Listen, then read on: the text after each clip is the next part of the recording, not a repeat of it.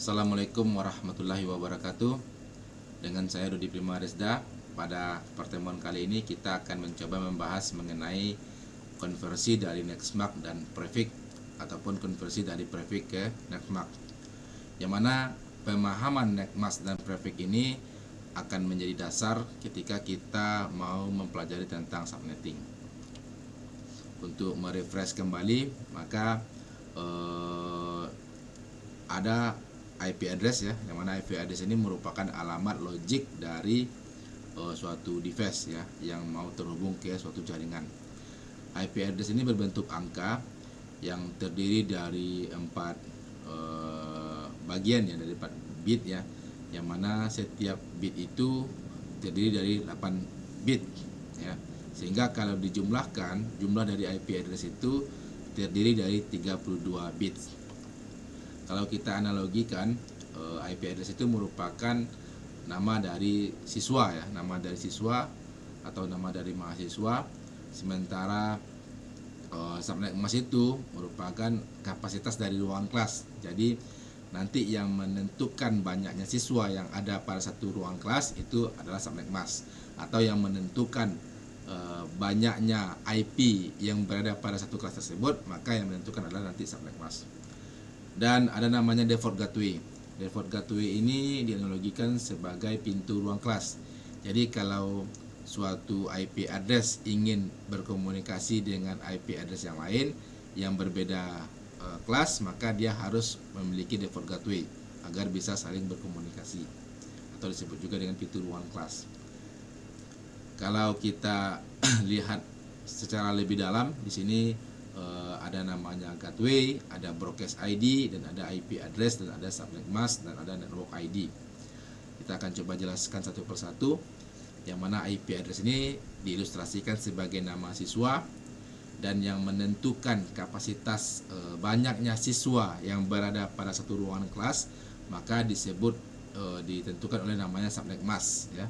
Subnet mask, yang mana subnet mask ini nanti menentukan banyaknya IP yang ada pada satu network address. Dan network address di sini kita analogikan sebagai nama kelas ya, nama kelas, dan gateway adalah pintunya. Jadi ketika satu siswa ingin berkomunikasi dengan siswa lainnya yang berbeda kelas, maka dia harus melalui default gateway, harus melalui pintu. Jadi dia harus memiliki default gateway dulu, maka baru dia bisa keluar atau saling berkomunikasi dengan siswa lainnya yang berada di luar kelasnya. Dan di sini juga ada DNS ya. Karena pembahasan kita nantinya akan membahas tentang konsep dari subnetting, maka untuk tahap awalnya kita harus memahami dulu konversi dari desimal ke biner dan biner ke desimal. Karena nanti konversi ini nanti akan kita butuhkan ketika kita menghitung prefix, menghitung Nextmark, melakukan konversi dari prefix ke Nextmark, ataupun sebaliknya dari Nextmark ke prefix. Mungkin banyak cara ya, banyak cara yang telah ditemukan orang bagaimana cara melakukan konversi dari desimal ke biner dan biner ke desimal. Tapi untuk memudahkan kita dan kita implementasikan juga menggunakan bit yang ada pada IP address, maka kita buat suatu tabel ya. Kalau di sini kita namakan tabel rahasia ya, tabel istilahnya tabel ajaib ya, tabel ajaib, yang mana tabel ini merupakan suatu tabel yang terdiri dari 2 pangkat 0 sampai dengan 2 pangkat 7 ya. 2 pangkat 0 1, 2 pangkat 1 2, 2 pangkat 2 4 sampai dengan 2 pangkat 7 128. Nah, tabel ajaib inilah yang harus ada dalam otak kita, karena nanti kita akan acuannya menggunakan tabel ajaib ini. Oke, kita mulai aja. Kalau kita mau mengkonversi dari desimal ke biner ya, di sini diketahui misalnya 192 desimal berapa biner, maka kita bisa buatkan terlebih dahulu tabel ajaib kita di sini ya. Kita buatkan tabel ajaib kita di sini, maka nanti baru kita isi dari angka sebelah kiri atau 2 pangkat 7. Oke, kita buat dulu terlebih dahulu. Di sini soalnya desimalnya adalah 192, maka kita buat di sini 192. Oke, 192 ini tabel ajaib tadi ya yang kita jadikan patokan. Maka kita coba di sini kita buat pengurangan ya, pengurangan. apakah 192 bisa dikurang 128? Kalau bisa kita buat 1 ya. Kalau tidak bisa berarti 0. Berarti dia bisa bikin 1 dan hasilnya adalah hasil 192 dikurang 128 sama dengan 64. Maka hasilnya kita buat di sini 64. Bisakah 64 dikurang dengan 64? Bisa. Sama dengan dibuat 1. Hasilnya adalah 0. Dan begitu seterusnya. 0 dikurang 32 sama dengan 0 karena tidak bisa ya. 0 dikurang 16 sama dengan 0 karena tidak bisa, dan sampai seterusnya.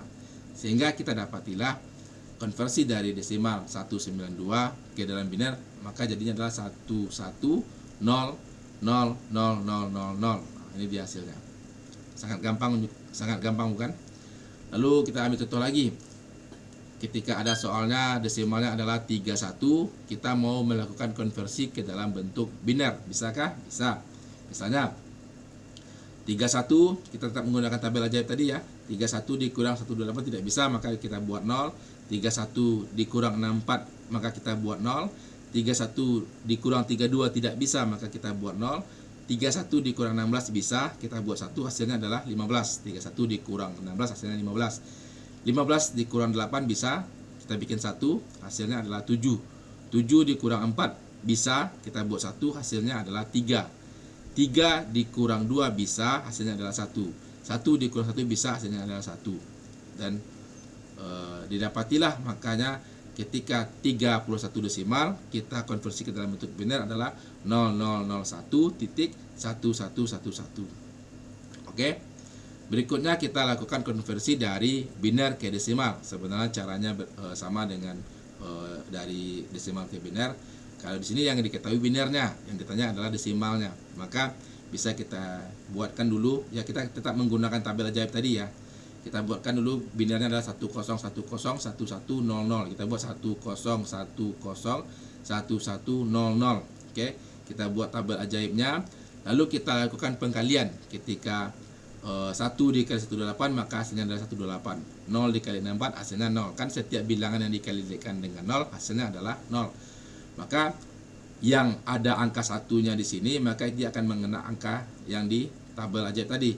Maka 128, 32, 8, 4 dan berikutnya 0. Lalu kita jumlahkan semuanya. Hasilnya adalah 172.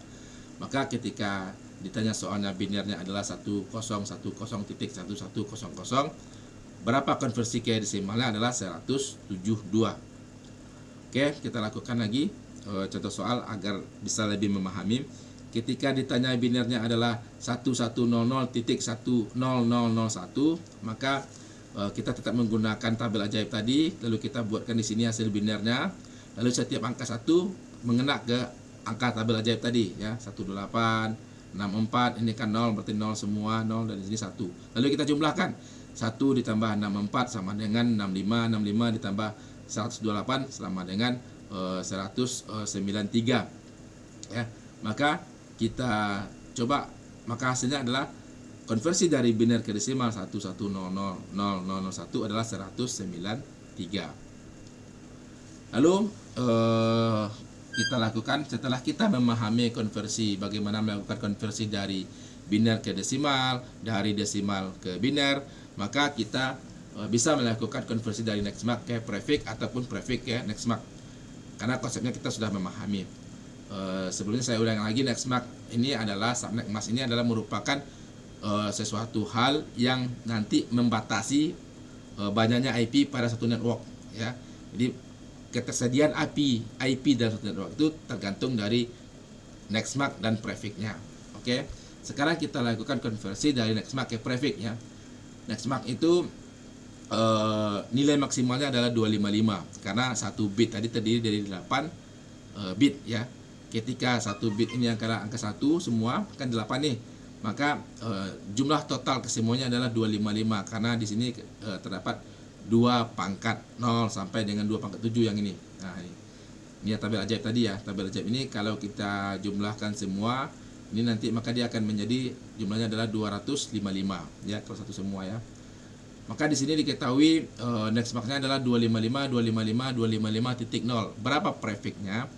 Maka dalam bentuk biner desimal ini kita rubah ke dalam bentuk biner ya. 255 bentuk binarnya adalah 18 kali, 18 kali, 18 kali, dan 0.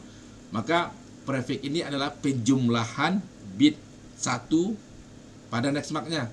Kita jumlahkan ini 8 tambah 8 16. Ya, ini kan jumlahnya 8 ya. Tambah 8 16, 16 tambah 8 24. Maka next mark 255 255 255.0 sama dengan prefixnya /24 karena jumlah bit satunya adalah 24. Nah, begitu. Atau kita coba nih, next mark dari 255 255 252.0 berapa prefixnya? Maka ini kita konversi ke dalam bentuk desimal. Maka 255 ini 1, ini 255 ini satunya 8 kali, 252 ini satunya 6 kali ya, dan 0. Maka kita jumlahkan semuanya. 8 tambah 8 16, 16 ditambah 6 22. Maka next mark 255 255 252 sama dengan prefix /22. Nah, begitu seterusnya.